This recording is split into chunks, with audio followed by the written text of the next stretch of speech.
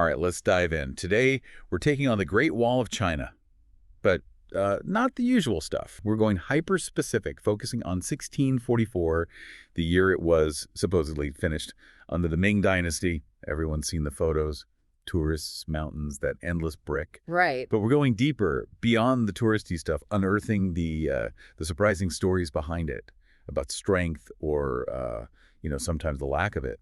What's fascinating is that the Great Wall, it's not just about, bricks and mortar. It's like a tapestry woven over centuries, each dynasty adding its own thread to it. So wait, it wasn't just a Ming Dynasty thing. I always thought, like, they were the wall builders. Not at all. Walls, they've been a recurring thing in Chinese history, going way back like 7th century BCE. And their purpose, well, that varied wildly. Some were built to defend against those nomadic warriors, the Xingongnu, always a threat up north. Right. Others were more about protecting trade routes. Like those sections from the Han Dynasty, protecting the Silk Road. Imagine a wall guarding camels, loaded with silk from, like, bandits. High-stakes caravans, that's for sure. Exactly. But even with that long history, the Ming Dynasty, their approach to wall building was, well, it was on another level. They envisioned a mega structure, not just a simple barrier. Oh, yeah, they went all out, didn't they? Watchtowers, fortresses, even a whole system for communication using smoke signals. I mean, for the time, that's serious ingenuity. The scale, it's mind-boggling. We're talking over 21,000 kilometers. To put that in perspective, that's like longer than the entire U.S. interstate highway system. All built with human labor, basic tools. Wow. Hard to imagine the manpower involved. Must have been grueling, to say the least. It was. The stories of hardship, the sacrifice from those laborers, they're a stark reminder of the human cost behind these grand ambitions. Yeah. And yet, after all that effort, 1644 happens. The fall of the Ming Dynasty. So was the Great Wall. A failure. That's where it gets interesting. The wall, as imposing as it was, it couldn't prevent the Ming's collapse. Hold on, seriously. All that, and it couldn't stop a determined enemy.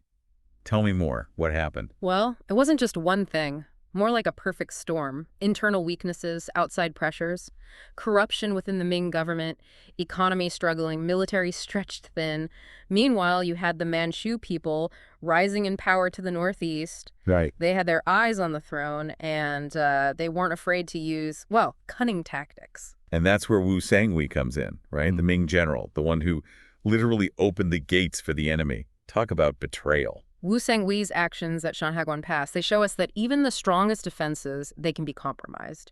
Internal divisions, strategic blunders, it's a classic case of a strong structure crumbling from within.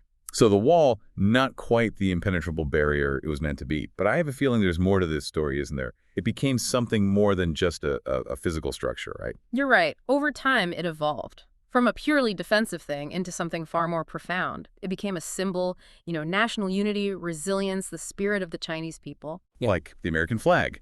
An image evoked emotions, shared identity, even though it's just cloth. Exactly. But just like that flag, the wall's meaning, it's evolved over time, still debated, reinterpreted even today. And we can't forget its impact globally. Did you know over 10 million people visit the Great Wall each year? 10 million. Wow. Yeah. I mean, some things just transcend those cultural boundaries, huh? And speaking of culture, the wall's a big deal in Chinese folklore. Oh, absolutely. Tons of stories, legends. It features prominently. You know the tale of Meng Jiang? Maybe. It's a, pretty heart-wrenching story. This woman, her husband was sent to work on the wall. She's so distraught, she weeps, like, inconsolably. And get this, a section of the wall crumbles, revealing his remains. Wow. That's a powerful image. Love, loss, the human cost of something this massive.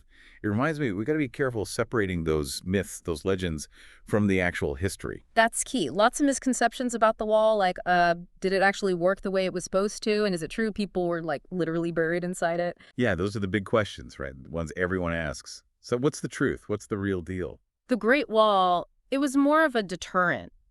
A way to control movement more than an unbreakable barrier. It had successes, but like we saw with the Manchus, it couldn't overcome those internal weaknesses, strategic mistakes. And while the conditions, they led to many deaths, the idea of bodies being built into the wall, that's more folklore than fact. Okay, so got to be careful taking things at face value. Yeah. What about that idea that the wall is one continuous structure? Another myth. Exactly. It's not one unbroken wall. It's a series of walls built over centuries by different dynasties. Some sections were connected, others stood alone. Over time, some parts crumbled, got repurposed, So it's more like a complex network of walls, each with its own story, its own purpose. Yeah, Fascinating. exactly. And that shows us a lot about these dynasties, their struggle to secure borders, exert influence. But the wall also makes us think about, well, the nature of strength itself. Oh, that's interesting. What kind of strength does it really represent? We talked about physical strength, but what about strategic strength or internal strength? Were those just as important? They were vital. Remember how the Manchus got past the wall? Military force and political maneuvering. Sometimes brute force isn't enough. You need adaptable strategies, unity from within, to handle those pressures from outside. It's a reminder, isn't it? True strength, it's about evolving, adapting, finding those creative solutions to tough challenges. And the human element, can't forget that. The wall shows us progress. It often comes at a cost. The scale of this project, it demanded huge sacrifices from so many people. Yeah, it's sobering. Makes you wonder, was the cost worth it? Worth the supposed benefits? A question for the ages, huh? But it does show how important it is to consider the human impact of our big ambitions. Whether we're building walls, launching new technologies, or anything that takes serious resources and effort. We get so caught up in the goal, we forget about the people making it happen. Their stories, they're just as important as the structures themselves, the legacies they help create. And speaking of legacies, the Great Wall shows us how something practical, it can become a powerful symbol. It failed to save the Ming Dynasty, but it's become an emblem of Chinese identity, resilience, architectural genius. It's like a reminder, the things we create, they have this lasting impact beyond their original purpose. Our actions, ideas, values, they ripple through time, shaping the world in ways we can't even grasp. That's a powerful thought. We're all builders in our own ways. Right. Relationships, careers, communities, even our personal legacies. What kind of builders do we want to be? What impact do we want to leave? Those are great questions to think about. And it leads us to, well, our final takeaway. Mention the Ming Dynasty. They focus on diplomacy, internal unity, flexible strategies. Instead of all those resources on walls, could they have avoided their fate?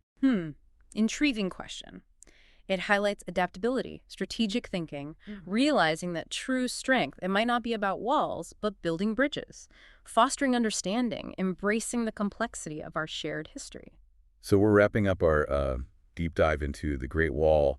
What's the one thing you hope, sticks with our listener today? I think it's that the wall, it's more than just, the physical structure. It's a symbol.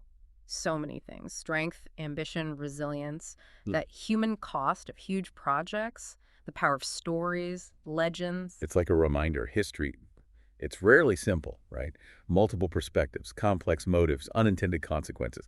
That's what makes it so interesting to dig into. Absolutely. And the wall, all its layers, it's a perfect example. Human ingenuity, yeah, but also our capacity for both, great things and, well, mistakes. Well said. It's been fascinating exploring this with you. Thanks for sharing your expertise, your insights. My pleasure. I always love these historical puzzles, peeling back the layers, finding the meaning. And to our listener, thanks for joining us on this deep dive. Hope you got some new perspectives on the Great Wall, maybe even feel inspired to explore more on your own. Remember, there's always more to learn, more stories out there, more connections to make.